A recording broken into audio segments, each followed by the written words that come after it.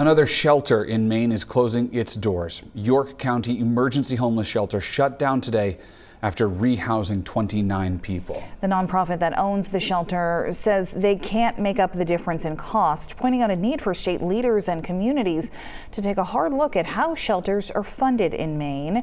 News Center Maine's Ryan Wooten has more. But the loss of an emergency shelter means folks have to go somewhere.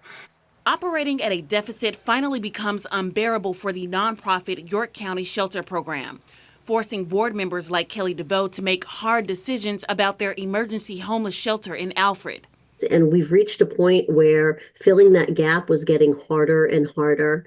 Funding gaps led to the shelter's abrupt closure Friday. Most people who were staying here have been settled in other housing. Some are huddling up with friends.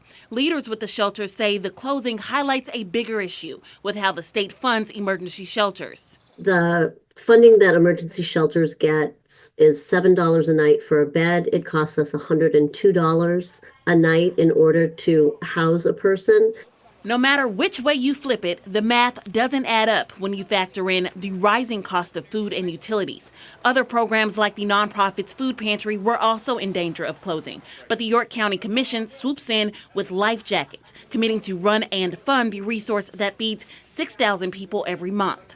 Serving 6,000 people a month, critical, so that no Mainer in York County goes hungry. I think that's absolutely worth it, and that's why we took over that program, because we were told by the nonprofit the food pantry would have also closed if we didn't do anything. Now with that weight lifted, DeVoe and the nonprofit's other board members are looking for ways to partner and collaborate with other organizations to keep other programs alive. But we continue to be a part of the conversation and look for those solutions. We have to.